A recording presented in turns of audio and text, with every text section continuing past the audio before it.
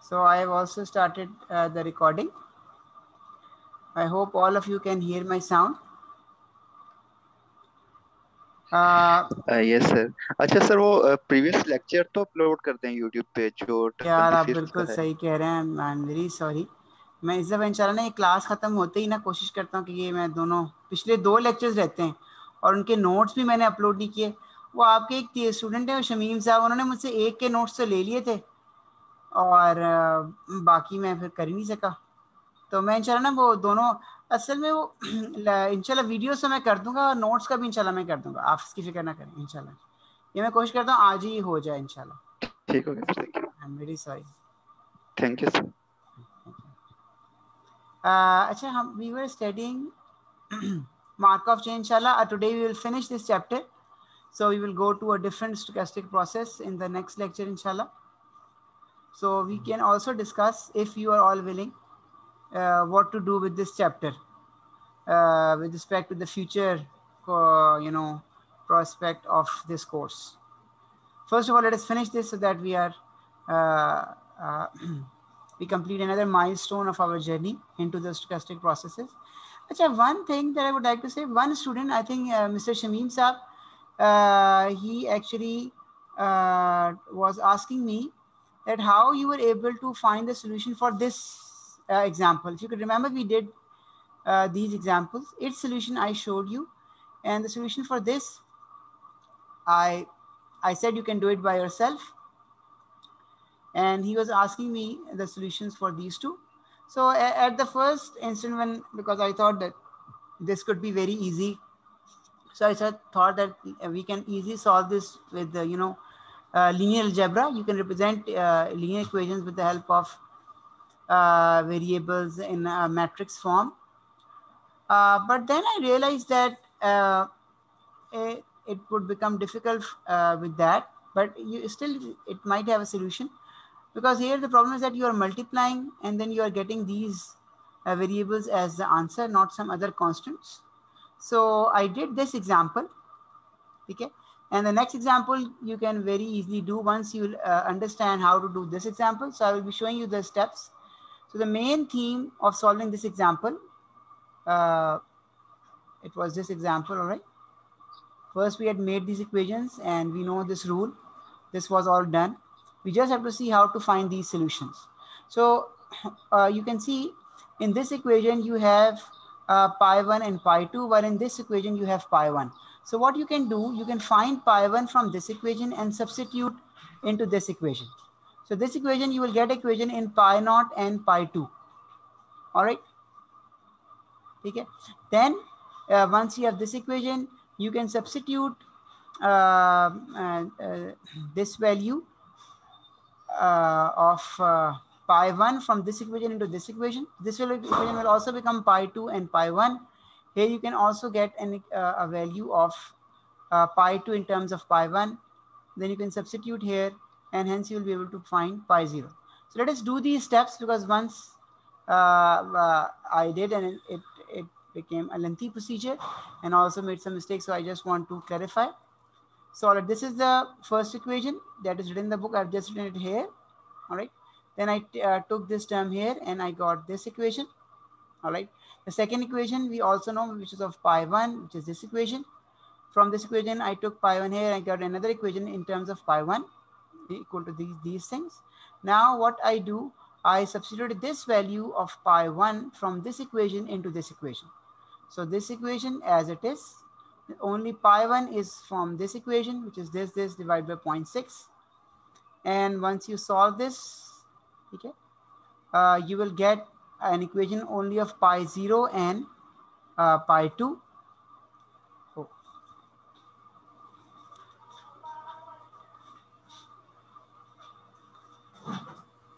So you are just solving this. So all of the pi 1 has been eliminated. You just have pi 0 and pi 2. So actually I made a mistake. Actually I forgot this term. So then I added this term. So that is why I had to cancel this. So you have pi 0. This is total pi 2. Hence you get a relationship between pi 2 and pi 0, which is 6/7. All right. Now you have utilized two equations. Let us utilize the third equation. So the fourth equation, in which we know the rule that all the sum of all these pi is always equal to 1. From here you will get this pi 1 as follows. So you have also found pi 1 in terms of pi naught, where you have already substituted pi 2 in terms of pi naught. So you now have pi 1 in terms of pi naught. Now we go to the third equation, the last remaining equation. This was that equation. You substitute pi 2 and pi 1 in terms of their values. So pi 2 and pi 1. So I've substituted in terms of pi naught. So hence I have only one variable, which is pi naught, and I get its value. This value comes out to be this thing. Once I have pi naught, everything could be found, because pi 2 is equal to this times into pi naught. I will get pi 2. Similarly, pi 1 is this.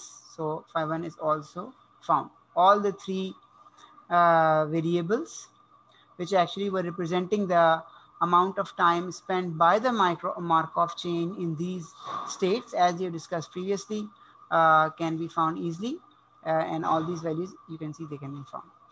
This problem, sir इसमें previous example में जो pi 0 पाई 1 पाई 2 को 1 के equal रखता है sir, उनको सम करें वो 1 के इक्वल तो नहीं आता सर, वो 1 के इक्वल क्यों पुट कर रहा है उसको?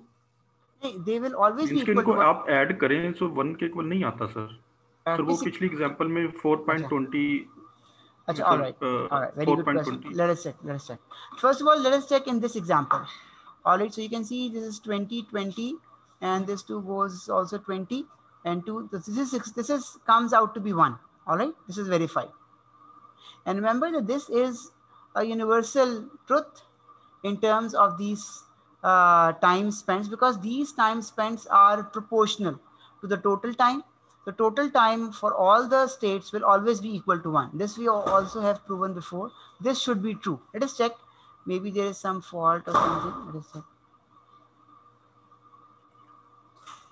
All right. Now, but in this equation, he has found pi 0.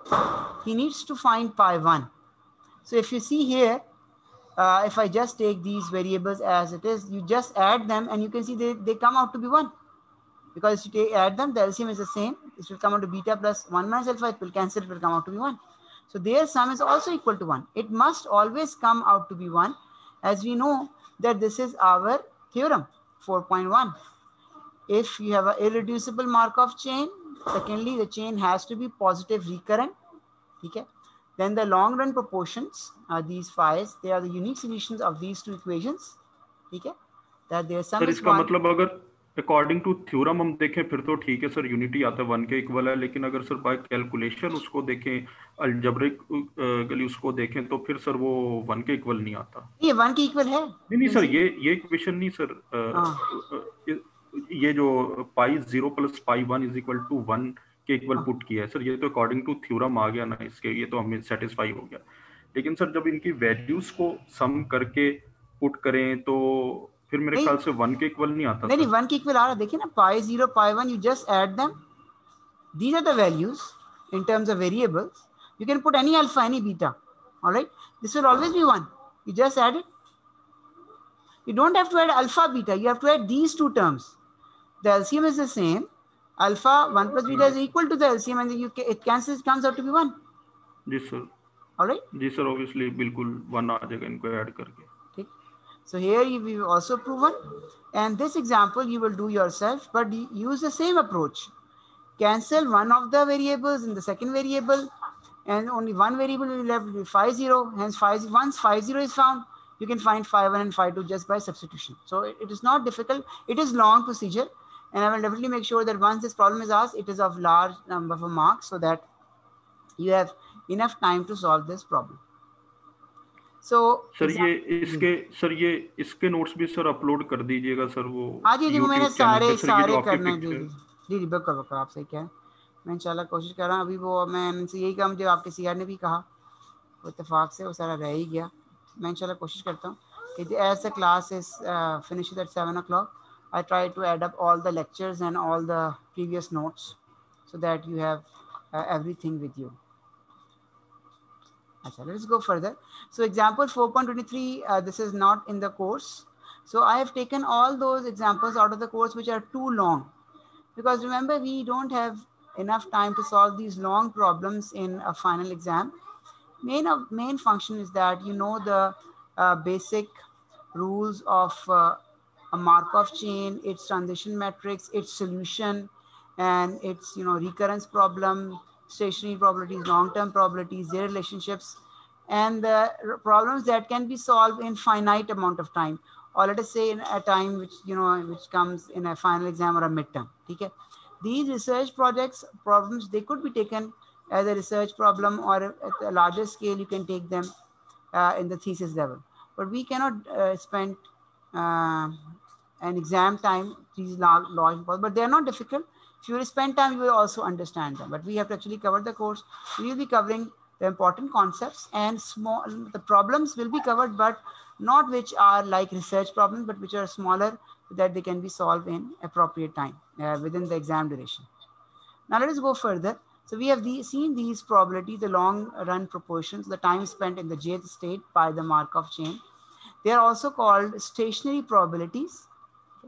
And the reason is that the initial state is chosen according to the probabilities. If you choose the initial state with respect to these stationary probabilities of your Markov chain. For example, let us say in the previous example, we saw that we were getting, let us say alpha, beta were giving us 0.4 or 0.6 probabilities. So now if you will choose, the state with this pi j probability that we have just found, okay? If you choose the initial state with the probabilities that we have just found, then the probability of being in any jth state will be equal to pi j. All right. Has everyone understood this statement? Repeat kar dein. Okay. We are choosing any state with this probability.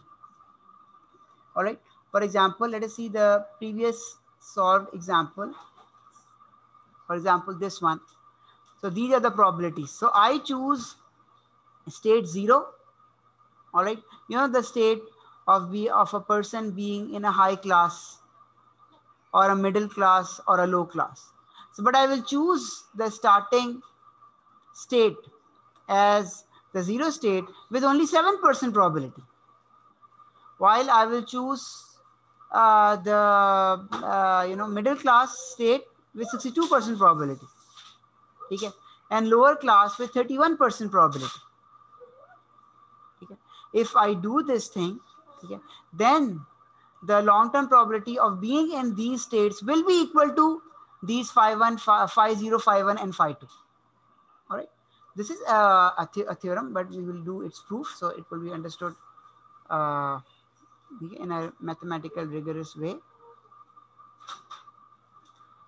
So probability in that state in which we started, in the state which we have chosen according to the long-term or stationary probabilities. So in that same state, we will be having a probability of pi j. So what this means, let us say my starting state is j, and I choose this starting state with a probability of phi j. So I can come to this state, I just start with this state with the probability of phi j. Then my probability of being in the same state in the nth iteration will also be equal to phi j. All right. This is the theorem. Let us do its proof. So he proves it by the help of induction. So I know all of you have studied induction in your FSC courses. So the thing is that first you say this is true for n is equal to 0. Then you assume that it is true for n minus 1. And you show that it is also true for n. This is a good way of making a proof. Prove that it is true for n is equal to 0. Then suppose that it is true for n minus 1, and then you show that it is also true for n. So this means that for any number greater than 0, it will always be true. So the probability that at the nth iteration or nth time, I will be in my J state will be equal to the probability that I at the nth time or transition I am in state J, but at the n minus 1 time given at the n minus time I was in state I, okay, and I had started in state n minus 1 with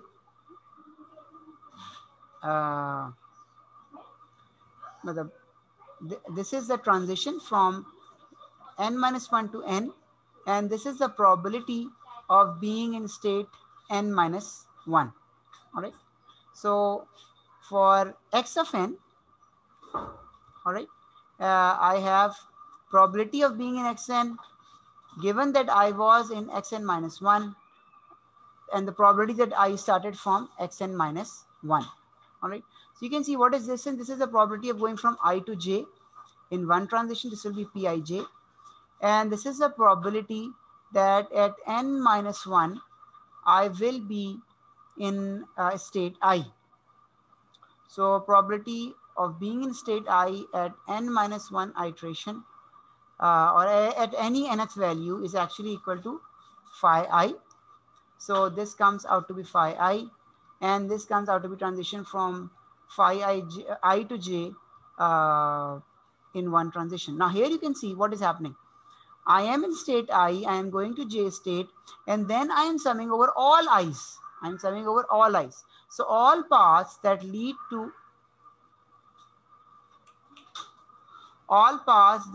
to j, okay, from any I am just summing them up. This we have already learned. This is the famous, the theorem that we have just seen also with respect to the question asked by the student, that this will always lead to the probability or the long-term probability of being in state J, because you are summing over all i's with respect to their transition and with respect to their long-term probabilities. This is a theorem 4.1 and hence this is proven. But sir इसमें हम आई state को तो choose ही नहीं करते, हम state जे को choose कर रहे हैं, उसी में ही हम लॉन्ग टर्म में रहते हैं, और फिर सर ट्रांजिशन जब होती है तो ट्रांजिशन के बाद भी फाइनल उसी स्टेट में, तो सर फिर मतलब आई स्टेट क्यों वो चूज कर रहा है, मतलब आई स्टेट से क्यों स्टार्ट करता है? Alright, so a very good question, but remember we are not saying that we are starting from J state. We are not saying that. Okay, you can start from J state or you cannot start from J state, or you can start from any state, but the main thing is that the state that which you start, it must have the probability of phi j. ठीक है ना, आपके पास 4 states हैं. You can start from any state, all right, but the probability of starting from any of the state must be equal to the long-term probability. Right? Let's check again. Maybe I'm not. The long-term proportions are called. If initial state is chosen according to the probabilities, okay na? You are choosing the initial state according to these probabilities. For example, I was getting phi j. Let us say phi 1 is 0.41, phi 2 is 0.3, another phi 3 is 0.3. All right. So I start with any jth state, but the probability of choosing that state will be dependent on the initial probabilities or on the stationary probabilities, these phi j's. Let us say I have 3 states, high class, middle class, and low class. But I have the probability that I will be choosing the middle class 62%, high class only 7%. I can start from any, but the probability of choosing the starting point has to be given by this phi j. Sir means sir मुझे clear नहीं हुआ ये point. Means के sir वो भी ठीक है कि स्टेट चूज कर ली, किसी भी 3 स्टेट्स हैं, उनमें 3 स्टेट्स में से कोई भी स्टेट चूज कर ली, स्टार्टिंग पॉइंट कोई भी हो सकता है, कोई भी स्टेट हो सकती है. But sir after transition long term का तो सर लॉन्ग रन का प्रोपोजिशन का तो यही है कि हम उसी स्टेट में हम एन टाइम तक ट्रांजिशन करते हैं to still remain in that state. तो सर मतलब इसमें तो ट्रांजिशन हो रही है for one state to another state में, वो ट्रांजिशन कर रहा है.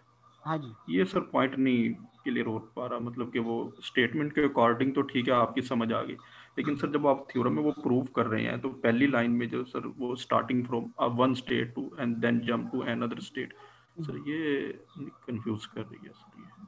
अच्छा सही।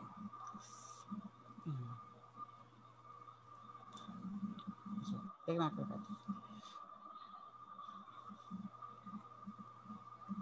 आगे तो एग्जाम्पल शुरू हो गए। देखिए ही इज एक्चुअली ना basically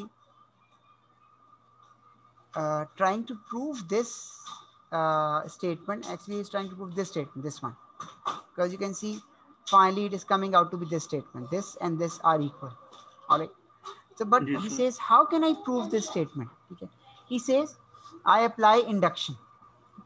All right, so for induction, you know, you first of all have to apply at n is equal to 0.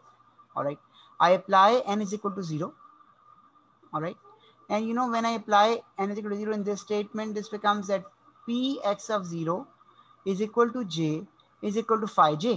So this is already true, because we have said if this is true, that the starting state is j, provided you start with that j state with the phi j probability of choosing that state is with phi j. All right, so then at the nth state of being in jth state, you will have the probability that you will be in this state will be phi j. All right, so he says how can I prove this? First of all, he says let us see if it is true for n is equal to all right, so I think there is some problem. So he says let us see if this is true for n is equal to 0, but for n is equal to 0, we are getting the same statement, which is actually the starting point if, so it is always true for n is equal to 0.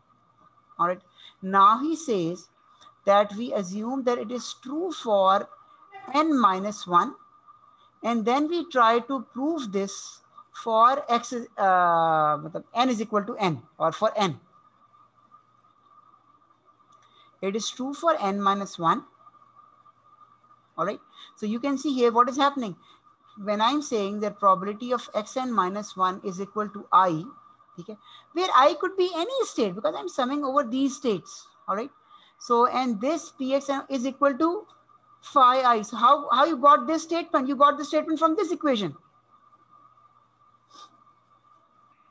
because you are assuming that this is true for n minus 1. So this means the probability of xn minus 1 is equal to any state is equal to the same state, the long-term probability. So probability of xn minus 1 is equal to I will be equal to phi I. All right, and this we already know, this is phi j. And probability of being, so if you are not understanding this statement, this is also true. You want to find the probability that at the nth time I am in j. So what could have happened? You could be in the same state, that is also covered in this summation. You could be in some other state, so that at the nth time you come back here, this could also be true. All of this is covered in this summation. Sir तो इसका मतलब ये हुआ ना कि transition तो sir फिर हुई ना है सर इसमें। हाँ, आपने स्टार्ट किया किसी भी जे जैसे कि जिसको आपने phi j से स्टार्ट कर लिया, और फिर you jump to any other states. We are just interested that what is the probability that at the nth time I am in the same state. Okay sir, इसका मतलब उसको nth time पे वापस उसी स्टेट में होना चाहिए जिससे उसने स्टार्ट किया था, रिगार्डलेस के इन बिटवीन वो किसी भी स्टेट में चला जाए, बट एट द एंड यानी कि nth स्टेट पे वो मस्ट बी उस स्टेट में हो जिससे उसने स्टार्ट किया था। ठीक है, यहाँ पे x0 भी j है, xn भी j है, बस इसमें चेंज ये है कि आपने चूज जो करना है वो phi के हिसाब से करना है। आपने इसको चूज भी phi j से किया तो nth में भी ये phi j ही रहेगा, अगर आपने इसको चूज phi j से किया। जी सर, ठीक है। माशाल्लाह शरीम साहब बड़े अच्छे सवाल पूछ रहे हैं। वो आप लोगों ने बोनस मार्क्स ही खत्म किए, वरना तो मैं आपको बोनस देता। आपने काफी अच्छे से सवाल पूछे सर, बस पास कर दीजिएगा, और कोई हाजत नहीं है सर। सही सही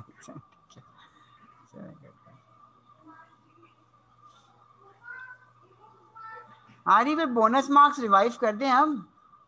माशाल्लाह कुछ स्टूडेंट बड़े अच्छे अच्छे सवाल पूछ रहे हैं। क्या कहते हैं आप सारे स्टूडेंट? हाँ जी कर दें फिर, चलें ठीक है। तो मैं इंशाल्लाह ना वो बोनस मार्क्स कुछ करता हूँ, पिछले मेरे लिखे थे डायरी में कहीं ना, तो फिर माशाल्लाह इन्होंने तो लास्ट टाइम भी काफ़ी सवाल पूछे थे, तो फिर उन्होंने वो मैसेज भी किया, फिर फ़ोन भी किया। आज भी माशाल्लाह काफ़ी इनको हम बोनस मार्क्स डाल देंगे इनके।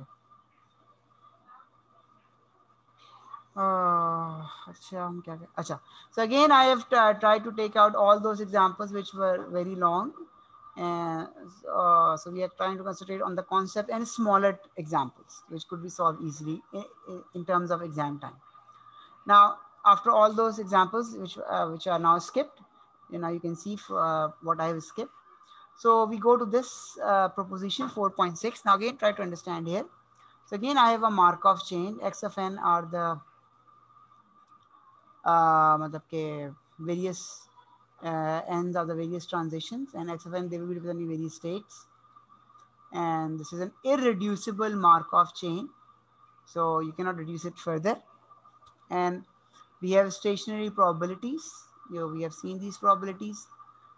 Now we define a function r on this state space which is bounded, which means that if I apply this function on any of the sets, the output value will also be sum of the sets of this or some of the states of this total space. All right. So he says that if this is true, that you define a function, then in that case, this equation will converge with the probability of 1. So this will 100% converge. So what is that? This equation actually says that up till n transitions, I am summing up my bounded function. Okay. All right. The output of my bounded function up till any number of transitions or jumps or time, you can say, and I divide this by the same time. So this will come out to be the function values at these states multiplied by the time, the long-term time that the chain spends in any state. All right. So we will do the proof, but let us just see, a logical interpretation. So, phi j is simple. It is the, long-term time that chain spends. For example, we saw rainy or non-rainy days. So yes, 50-60% was rainy. Most of the time we have 60% rainy days, and 40% will be when there will be no rain. So with those long-term probabilities, I have applied the function Rj with the j input corresponding to the long-term probabilities. So j will be existing with this phi j, and the function value will be defined as Rj. All right. So this also makes sense. If you have infinite states, all right, the sum will be actually coming out to be the time spent in the proportion of the time spent, because you are trying to find, the average, the proportion of the time spent in j state multiplied by the functional value at those jth states. All right. So this also makes sense. But let us see its proof so that it is well understood.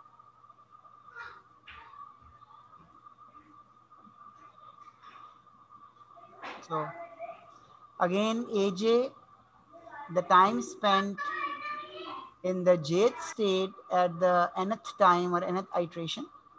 Okay. So we can say that, let us say, I'm summing up to n values of my function Rx1. All right. So a functional value at time 1, with the input was x1. X1 could be any state. Then plus functional value at the second time, functional value at the third time, whatever. I'm just summing them up. All right. So once I sum them, what they're equal, they will be equal to the state value and the function over that state value. Okay. Function over that state value times the amount of time the Markov chain spent in state J during the periods 1, 2, 3 up till n. So as we are talking up till n time, so this is the amount of time that the Markov chain is spending up till n time periods in the state J. And this is the function value at that jth state. All right. So, and once you divide both sides by n, so you can see amount of time spent in any state, okay, dividing that by n, where n is total time period, and AJN was the total time spent in the J state up till the nth iteration. So we know this is actually equal to phi j. All right, this is the average we saw previously in the last lecture. This is the average proportional time spent when you take up it up till infinity. This is equal to phi j, and this is Rj divided by n as n tends to infinity. So you can see this will be Rj, this will be phi j, n tends to infinity, and this n tends to infinity will be accommodated in this phi j, divide by n tends to infinity, divide by n, and n tends to infinity. This totally comes phi j, and you have accommodated that infinity inside, and hence you will get this proof.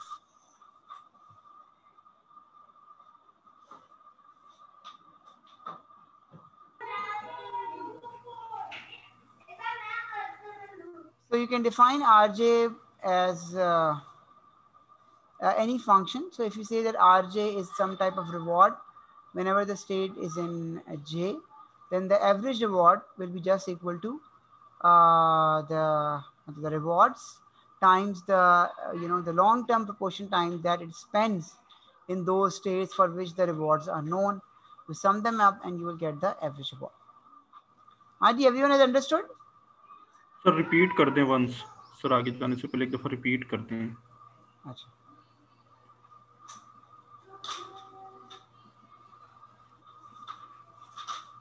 अच्छा.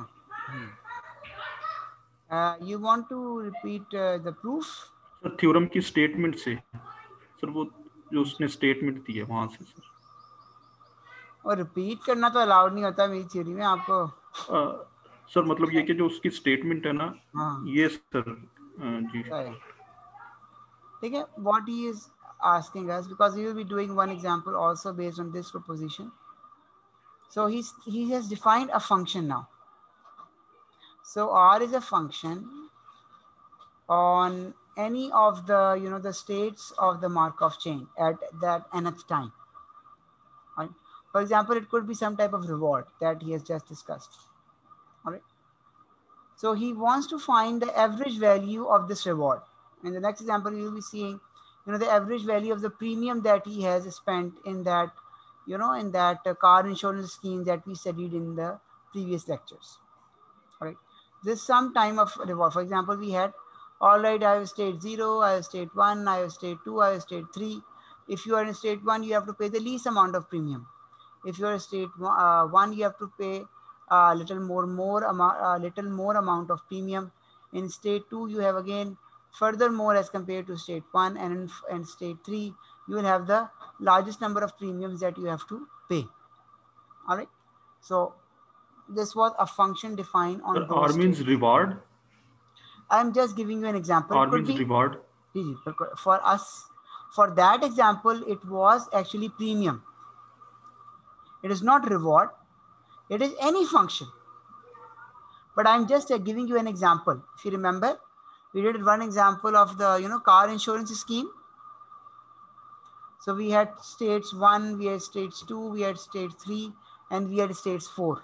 4 states that were there. All right.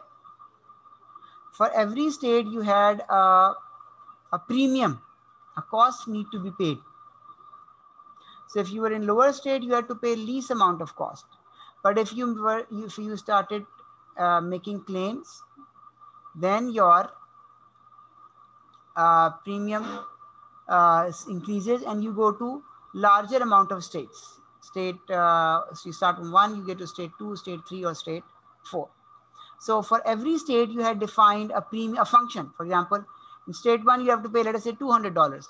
In state 2, you have to pay, let us say, $400. So that is your R function, which is defined with respect to some state. Okay. So he's saying that for infinity, all right, what is the average premium, average reward, or whatever average of the function that I have, I am getting, what is the average value of this function? That is the question. So he's saying that the average of the function is nothing but the average time is spent in the state times the value of the reward at that state. This is what he is saying. And it also makes logical sense. And same thing, I think my Zoom time is about to finish, but still 3 minutes are left. The same thing he is actually stating here. Okay? All right. So you are summing up these functions values, and they will be equal to the time spent. All right. Okay. Multiply the function values at those states where you have spent the time. So you divide by infinity, and thus you get phi I. So phi I into Rj is what he is saying. Okay. Now let us go further and try to do this example. This was example 4.7. Actually, if once Zoom time finishes, so I will again restart the meeting. All right. So this was example 4.7 here. Let us do this, see this example. We had done this example in great detail, and I also made, the states on the whiteboard. State 1, 2, 3, 4, and the transitions were going from 1 to 2.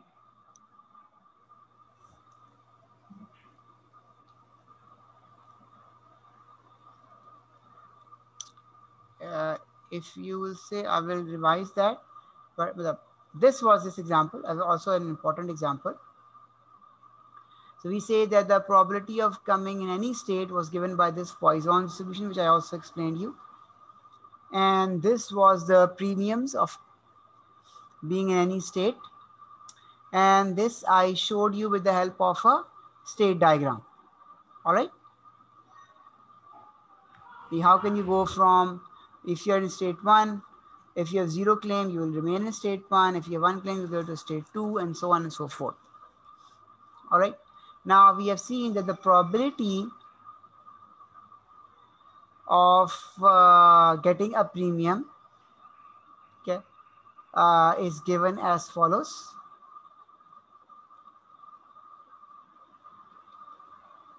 Okay. A probability of getting a claim is given as follows. This was actually following the Poisson's distribution. All right. So if I say A0 will be the probability that the policy or the policy holder, all right, makes a claim, all right, for k is equal to 0. K is equal to 0 means it makes 0 claim. The probability of making 0 claim will be given as A0 this thing. Probability that he makes 1 claim will be given as A1 this thing, and so on. So this is what we have already discussed. So the transition matrix that we formed, that if you're in state 1, okay, and you want to go to state 1, then you have to have A0 because you are making 0 claim, okay, and so on and so forth. We made this whole transition matrix when we are studying this section. All right. So we keep this transition matrix as it is, okay, and put the values of A0, A1, A2 from this example that